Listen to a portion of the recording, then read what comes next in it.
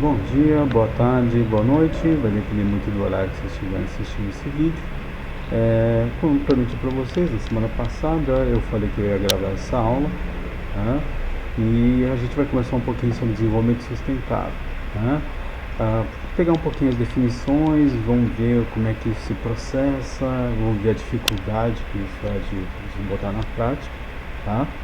E quando a gente voltar nas aulas síncronas, a gente volta a discutir novamente isso aqui. Caso vocês tenham dúvidas ao longo dessa semana, vocês podem deixar no chat para mim, lá no Teams, e a gente vai conversando por ali, vendo o que dá para fazer. Legal? Então, aqui vocês vão ter o slide, depois eu vou deixar ele disponível para vocês. Temos ali então desenvolvimento sustentável, ecodesenvolvimento e sustentabilidade. Vamos tentar definir rapidinho esses termos, tá? Apesar desses termos a gente ouvir muito, às vezes como sinônimos e tudo mais, mas a gente vai ver bem que a história não é bem assim que contam pra gente, tá? Então aqui nós temos algumas definições, eu coloquei bastante texto aqui, mas depois vocês leem com mais calma. Como eu falei aqui no primeiro parágrafo, existe uma ampla gama de definições a respeito desses três termos, tá? E é claro que vai depender muito de cada vertente que vai estar analisando esses termos, que vai estar puxando um pouquinho a brasa para sua sardinha, como eu costumo falar com vocês. Se for alguém que trabalha na área econômica, por exemplo, vai acabar dando uma definição mais virada para a parte de lucro, rendas, etc. Se for uma pessoa, um sociólogo, alguma coisa parecida, ele vai acabar dando prioridade mais a essa parte sociológica também. E no final, se for um biólogo ou alguma coisa parecida dessa área ambiental, vai acabar puxando mais para preservação e por aí vai, tá? Então nós temos ali o primeiro conceito, que é o chamado ecodesenvolvimento. Ecodesenvolvimento está ligado muito a um projeto de civilização. O que seria esse projeto de civilização? É você adotar um estilo de vida onde você vai ter ali o foco nas necessidades de uma população, tá? Mas necessidades que a gente fala são necessidades básicas, não a supérflua, tá? A gente não leva em consideração essa parte supérflua, tá? E ela preza exatamente a economia dos recursos naturais para que as próximas gerações que vão ocupar aquele lugar, elas possam ter sempre essa mesma fonte de renda, tá? Se você pegar o desenvolvimento sustentável, a definição que a gente usa, ela tem uma vertente um pouquinho mais econômica, tá? A definição é muito parecida com o ecodesenvolvimento. Até alguns poucos anos atrás, desenvolvimento sustentável ela puxava mais para essa área econômica. Se vocês olharem na definição, eu coloco que é praticamente a mesma coisa, né? Ela visa também dar prioridade para preservar os recursos e que esses recursos possam prover as próximas gerações, né? E o que acontece? Se vocês repararem um pouquinho, no desenvolvimento sustentável ela tem mais o viés do lucro, tá? Então por isso que ele foi colocado que vigora a máxima de produzir mais com menos. Então muita gente prega que faz desenvolvimento sustentável, mas na verdade o que ele prega? Ele fala que não, a gente tem que explorar realmente o meio ambiente, mas esse meio ambiente, ele, ao mesmo tempo que ele tem que gerar lucro, ele também tem que ser preservado para as próximas gerações, né? E o que acontece quando a gente pensa desse jeito? Então eu posso inclusive desenvolver novas técnicas de exploração, explorar outros recursos e coisas do gênero, mas eu não mexo com o meu consumo. Não há um desestímulo do consumo. Na verdade, as pessoas podem continuar consumindo a mesma coisa, mas eu vou desenvolver, como eu falei, técnicas alternativas a esse consumo sem necessariamente diminuir esse consumo, tá? E no caso aí, quando a gente fala em desenvolvimento sustentável, quando a gente fala em desenvolvimento, a gente prega que seria o que? É você tentar fazer com que uma determinada região, uma determinada sociedade, ela se desenvolva. Geralmente quando a gente fala assim é ligada à área econômica, ela consiga crescer, ampliar e coisas do gênero, né? E quando a gente coloca sustentabilidade, ele dá uma certa freada nessa parte. Por quê? Se você vai lá e você dá essa freada, você limita os recursos, então você, entre aspas, acaba limitando também esse desenvolvimento, né? E por último nós temos ali a chamada sustentabilidade. O que seria essa sustentabilidade? Como já diz o próprio nome, é alguma coisa que se sustenta, né? Então seria o equilíbrio que a gente tem entre a qualidade de vida e a busca por esses recursos, né? E o que é o fator limitante nesse caso é o recurso existente no planeta. Então se a gente for pegar é um termo um pouquinho mais limitado, que, por exemplo, eu posso falar sobre sustentabilidade do petróleo. O petróleo é uma substância sustentável? Não, não é, porque a gente sabe que um dia vai acabar. Ele não é produzido na mesma velocidade que ele é consumido. E para produzir petróleo precisaria, de novo, ter uma grande decomposição de florestas e coisas do gênero, submetidos a alta pressão e temperatura para assim gerar ainda mais petróleo. Não é isso que acontece, né?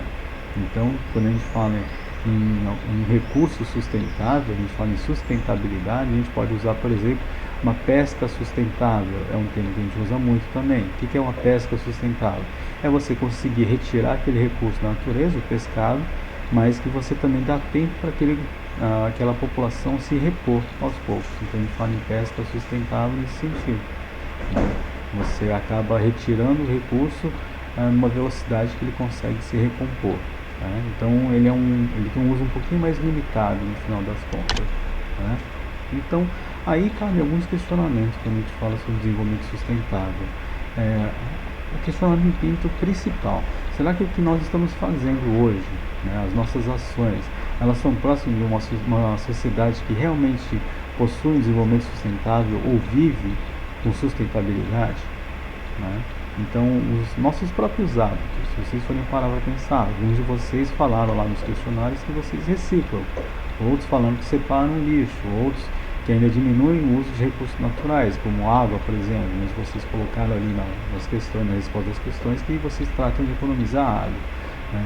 Diminuir a poluição do ar, diminuir a poluição da água, tentar plantar mais árvores, né, por causa daquela história da pegada do carbono que a gente viu no início do ano, a preservação da biodiversidade, o desenvolvimento de técnicas alternativas aos recursos naturais e, por último, a equidade social e ambiental. Mas mesmo que cada um de vocês esteja fazendo um desses itens ou todos esses itens, vocês sentem que vocês estão mais próximos à sociedade que prega o desenvolvimento sustentável? Eu acho muito difícil, praticamente impossível. Por que a gente não sente isso? Por que nós não estamos imersos, não temos essa sensação de que estamos vivendo num planeta que caminha para o desenvolvimento sustentável? Porque não existe uma ação concreta que leve a isso. Parece que todas as ações são individuais e que não culminam num ponto em comum, que é realmente você ter o desenvolvimento sustentável, saber que nós vamos ter recursos à frente que vão poder ser utilizados pelas futuras gerações. Então a gente está fadado, no final das contas, a não ter esses recursos no futuro? Olha, sendo bem cruel, bem provavelmente sim, né? Talvez um dia a gente volte a repensar isso, a gente conta talvez com as técnicas de biotecnologia hoje que estão sendo desenvolvidas, que muita coisa talvez dê para recuperar. Mas até chegar a esse ponto da consciência, a gente tem que rezar para que a corrida de acabar uma civilização, acabar os recursos, ela também não seja na mesma velocidade que ela está sendo explorada, né? No final das contas. Bom, aqui nós temos os 3 pilares do chamado desenvolvimento sustentável, os 3 principais pilares, né? Vocês têm ali a vertente ecológica, a preservação ambiental, a vertente social e a vertente econômica, né? Quando você tem lá a união entre a parte social e a parte econômica, a parte ambiental ela sai prejudicada. Por quê? O que seria a vertente social? Eu tenho empregos, eu tenho bem-estar social, eu tenho o equilíbrio entre as sociedades. Quando eu tenho a vertente econômica, eu geralmente falo em lucro, emprego, coisas do gênero. Então, quando eu tenho os dois, eu tenho lucro sendo produzido, né, e eu consigo as pessoas estarem trabalhando, o que acontece?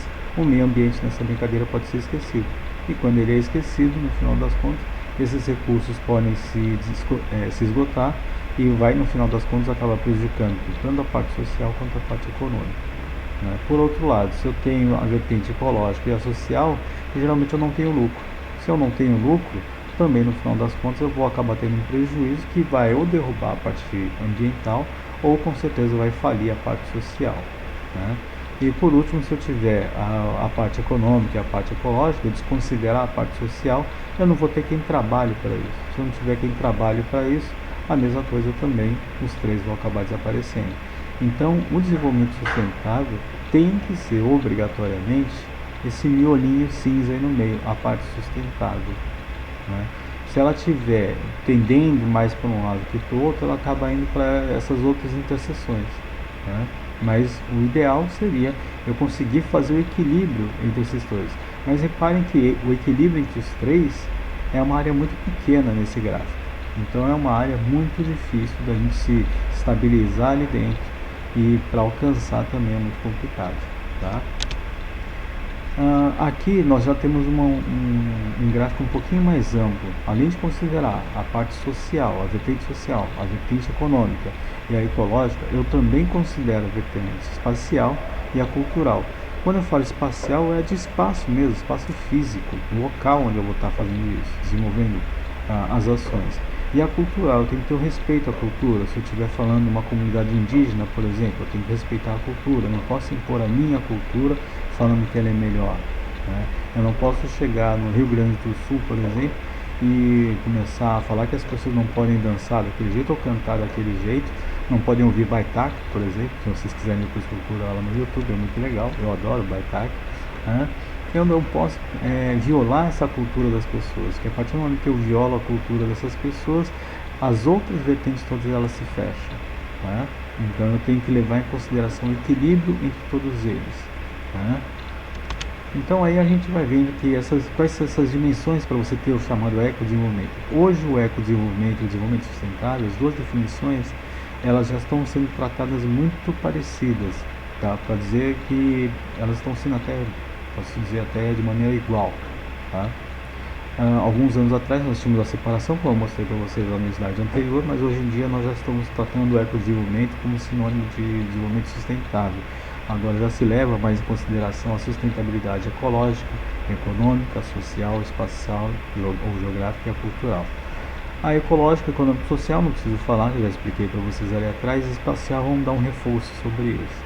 Quando a gente fala sobre a sustentabilidade espacial, como eu falei, é o espaço físico. E esse espaço físico ele é ocupado ou pela parte ambiental ou ele é ocupado também por pessoas, né? E o ideal, quando eu falo em sustentabilidade espacial, é fazer a gestão desse espaço. E na gestão desse espaço, quantas pessoas eu vou colocar ali?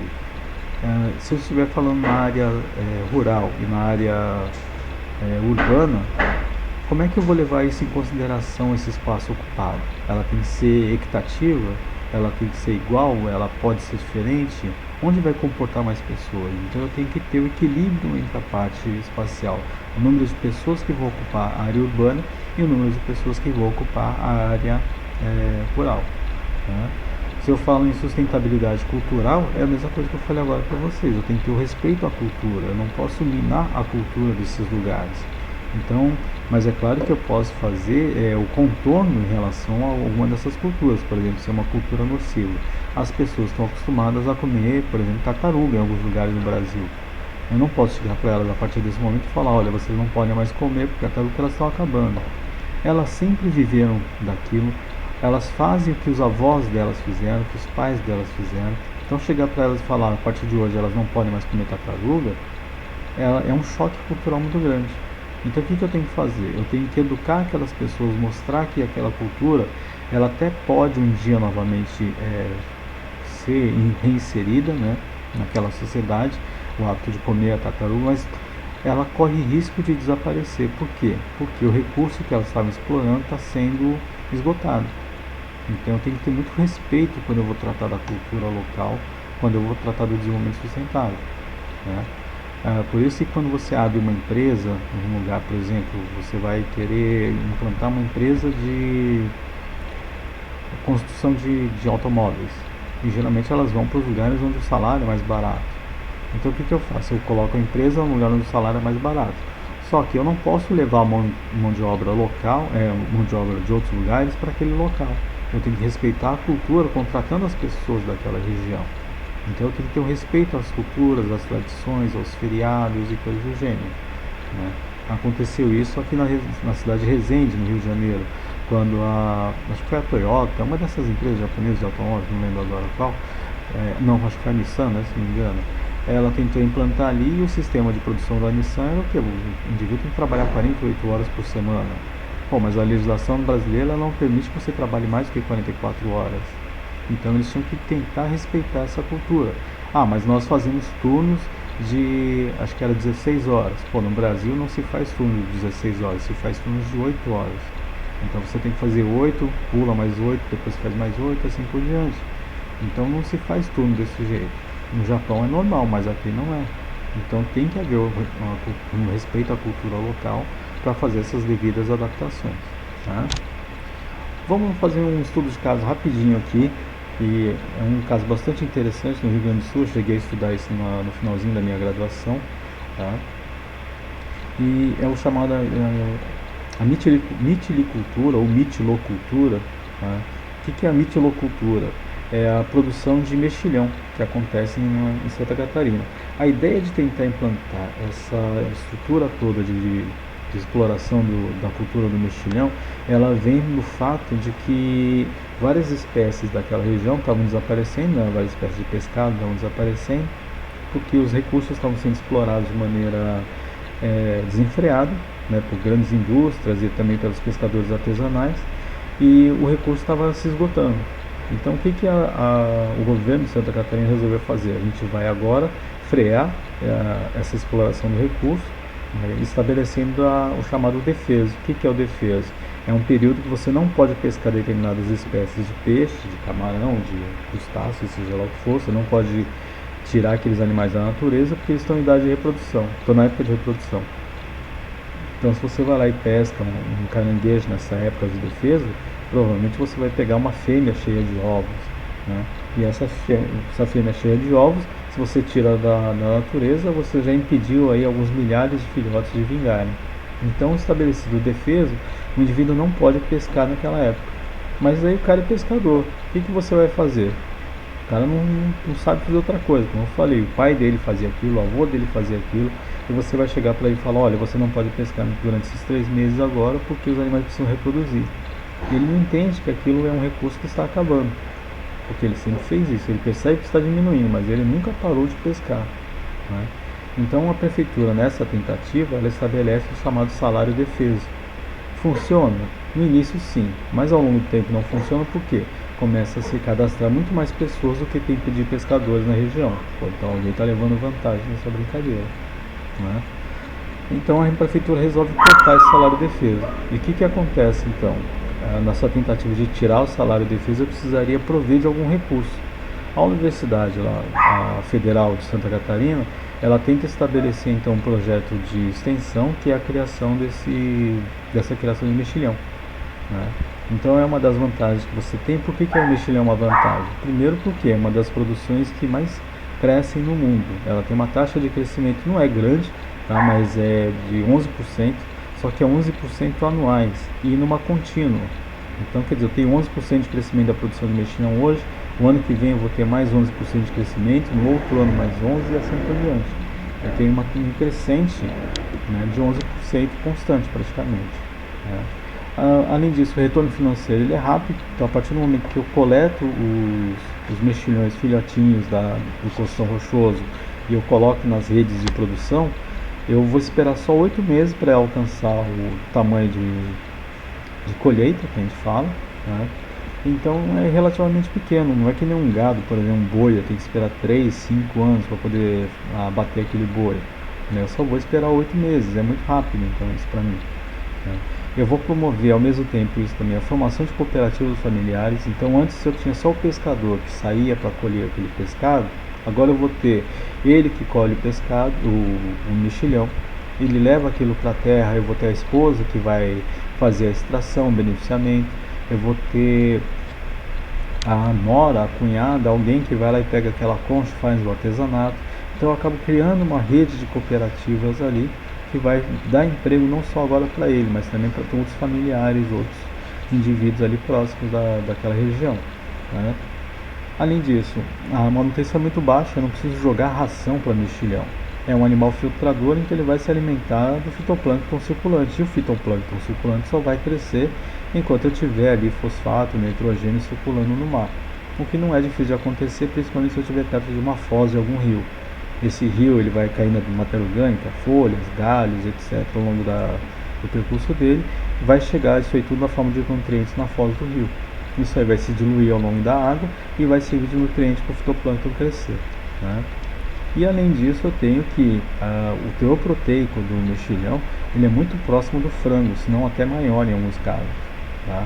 É em torno de 30% do peso, a cada 100 gramas eu tenho 30 gramas de proteína, tá? Dá em torno de 31 a 33% de proteína. O frango, ele gira em torno de 29 a 30% de proteína. Não é o caso, por exemplo, como um grilo, né, que seria até maior. Se você tentar fazer isso aí com um grilo, estabelecer o teor de proteína, pô, eu tenho 63% de aproveitamento de proteína num grilo. Mas quem vai comer grilo? Mexilhão é mais fácil de comer, né? No final das contas. Mas por outro lado também tem desvantagem. Né? O que acontece nesse ponto da desvantagem? Quais são os problemas que foram aparecendo e que no desenvolvimento sustentável tem que levar em consideração essas coisas para poder também tentar dosar e minimizar esses impactos. Entre eles ali eu vou ter a gestão do espaço. Quem vai fazer a gestão do espaço? Primeiro, quando você vai lá e compra uma casa, você compra um terreno. Mas se você vai estabelecer uma criação dentro do mar, de quem é aquele? Você compra um pedaço do mar, você compra aquela água, mas a água é circulante. Então como é que você faz? Você compra um pedaço de praia? Não, porque não está na praia, está dentro do mar. Então quem faz a gestão daquele espaço? Na verdade quem faz a gestão do espaço é a União. Se ele é da União, ele é de todos. Se ele é de todos, na verdade não é de ninguém. Então eu posso fazer o que eu quiser ali, de certa maneira sim, de certa maneira não. Né? Não é cobrado aluguel, não tem tributação sobre o local, sobre o usufruto que a gente fala. Né? E daí fica aquele grande problema. Então, para quem eu pago a tributação? Eu pago, não pago? Como é que eu faço no final das contas? Eu pago para a Marinha? Fica um grande problema. Não existe uma tributação em relação ao mar. Né? E como eu falei agora, se na verdade não é de ninguém, é da União, então é um território de todos e ao mesmo tempo é um território de ninguém. Né? O que acontece? Eu tenho pessoas que na praia, se elas vão comprar um apartamento, por exemplo, está na praia, para que elas compram um apartamento na praia? Porque elas querem passar o final de semana ali, porque é fresquinho, tem a brisa, e quando você abre a janela, você quer também ver a praia. Você compra a vista também do seu apartamento. Você paga mais caro para ter uma vista para a praia. E daí, de repente, no dia seguinte, aparecem cordéis enormes de espinhel, cheio de latão de plástico ali boiando, né, com um bando de mexilhão sendo produzido ali. Você comprou essa vista? Não. Será que isso vai desvalorizar o seu imóvel? Talvez sim. Né? Então existe uma reclamação no final das contas também desses moradores. Então aí faz tudo a parte da gestão do espaço, as pessoas que compraram os apartamentos, a prefeitura que deveria fazer a gestão desse local, a tributação que não tem como ser cobrada e assim por diante. Então isso é um problema no final das contas. Outro problema que eu tenho também é em relação à gestão do espaço. Quando eu vou lá e coleto o mexilhão, sobram as cascas. Você não come casca de mexilhão, você come só um animalzinho ali dentro. O que você faz com a casca? Veio do mar, volta para o mar, certo? Daí o pessoal vai lá e joga as conchas de volta para o mar. Vai diluir? Não. Aquilo foi feito por um animal, formou uma estrutura que não é solúvel em água, né? Então vai demorar um belo tempo para poder degradar. Uma conchinha na praia demora muitos e muitos anos para degradar, né? No final das contas. Isso se degradar, né? Também tem conchas aí que a gente tem aí com alguns milhares de anos. E o que vai acontecer no final das contas? O pessoal foi jogando de volta para o mar aquelas conchas e começou a acontecer o assoreamento. Dependendo da corrente, dependendo do regime de marés, começou a se acumular, a formar uma areia só de concha, no final das contas, e começou a encalhar alguns barcos ali. Isso foi gerando um grande problema também no final das contas. Né? Então, joga, já que não pode jogar no mar, joga no lixão. Né? Só que jogar no lixão também vai gerar um problema do que? De ocupar espaço. Né? Não sei se vocês lembrarem lá, por exemplo, caso de Florianópolis é uma ilha. Eu tenho um lixão ali, eu tenho um aterro sanitário. Pô, mas se eu for jogar conchas e mais conchas, eu produzo ali acho que é por safra, não lembro direito agora. Eu acabo produzindo 12 toneladas de casca por semana, se não me engano, uma coisa assim, na época da safra de colheita. Pô, 12 toneladas por semana de casca de mexilhão, onde é que eu vou botar tudo isso? No aterro sanitário? Fica complicado. Fora que é um organismo que vem do mar, então vai ter um excesso de sais ali. E quando começar a entrar em decomposição, vai acabar eliminando esses sais na terra. Aqui a terra vai ser esterilizada pelo sal que ela vai estar liberando. Então são coisas que tem que levar em consideração. Né? Outra coisa, eu tenho que também fazer adaptações e construções para o beneficiamento do mexilhão. Se antes eu chegava lá e colhia um mexilhão para comer, simplesmente porque eu coletava, agora eu começo a produzir em larga escala e eu tenho que comercializar esse negócio. Porque eu tenho que gerar renda. O desenvolvimento sustentável ele também preza o pilar econômico. Tem que gerar renda para poder investir na parte social, né, que seriam as cooperativas e assim por diante. Mas para poder comercializar, eu preciso ter determinados padrões de higiene, conservação, embalagem, tudo isso envolve então o beneficiamento do mexilhão. Só que as regiões estavam adaptadas a isso? Não. Para fazer as adaptações isso custa caro. Também vou ter que gastar dinheiro no final das contas para isso. Quem conseguiu fazer adaptações, ótimo, né? Conseguiu investir, conseguiu gerar cooperativa. Por outro lado, além de fazer as adaptações e a construção, também tem que ter treinamento das pessoas que vão fazer isso aí. Elas não podem mais chegar da praia com a mão nua, né, e começar a tirar o mexilhão de dentro da casca e embalar, como elas faziam antes. Elas não podem mais fazer isso. Ela tem as condições sanitárias que ela tem que seguir para poder ganhar o CIF, né, aquele selo de inspeção sanitária, para poder mandar isso aí para outros estados, mercados e assim por diante, né? Então, para isso envolve treinamento e adequação das condições onde é beneficiado o material. E por último, a produção do mexilhão, ela também é suscetível a condições ambientais. Isso vale para qualquer produção, qualquer commodity no final das contas. Você vai ter as ressacas no mar, que podem arrebentar as cordas. Você vai ter as tempestades, que podem estar assoreando o local. Contaminação por óleo, se a condição de derramamento de óleo, passar um barco pelo local ali, soltando óleo diesel, ou então se eu tiver uma saída de esgoto ali perto, tudo isso vai contaminar um animal. E o animal é filtrador. Se ele é filtrador, ele vai acabar incorporando esses elementos que estão na água, vai estragar o meu material, não consigo comercializar. Então ele fica suscetível a tudo isso no final das contas. Então reparem que para poder fazer um desenvolvimento sustentável, não adianta eu só pensar, eu vou gerar lucro, eu vou agregar as pessoas, eu vou criar um animalzinho que é fácil e tudo mais e é fácil de se obter. Não, eu tenho que pensar em tudo. Eu tenho que pensar na parte social, eu tenho que pensar na parte do espacial, eu tenho que pensar no descarte, eu tenho que pensar em tudo. É isso que a gente vai ver nas próximas aulas, que a gente chama de economia do ciclo de vida.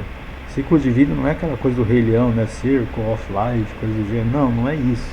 Ciclo de vida que a gente fala é quando o material ele é produzido, como ele é utilizado, quanto tempo ele é utilizado e depois como ele vai ser descartado e como ele pode ser reaproveitado e reincorporado na linha de produção novamente.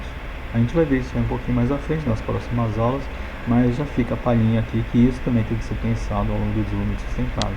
Tá legal? Bom, então é isso a aula de hoje. Como eu falei, é uma aula rápida, até passei um pouquinho aqui, estamos em 27 minutos. Eu vou deixar uma atividade para vocês fazerem hoje de noite ainda, tá? Lá no Teams. Na próxima semana eu vou postar de novo alguns pontos em relação ao desenvolvimento sustentável que a gente vai voltar a discutir, e eu vou deixar uma atividade também para vocês fazerem na semana que vem, mas como eu falei, é uma atividade assim bem light, bem tranquila, ninguém vai se estressar fazendo isso, tá? As monitoras estão me ajudando quanto a isso também, mas a de hoje é um questionáriozinho que eu devo deixar de noite para vocês, tá? E bom Natal para vocês, tomem cuidado, não abusem nessas festas, tentem manter ainda o distanciamento social e, como eu falei já na aula com vocês, é só um Natal. Se vocês querem ter os próximos bem com todo mundo, toda a família, tentem evitar a aglomeração pelo menos desse Natal aqui nesse ano. Tá legal, gente? Então, Deus abençoe vocês, espero que vocês tenham gostado. Qualquer coisa vocês podem me procurar pelo chat ali no Teams, tá legal? Então é isso, gente. Muito obrigado.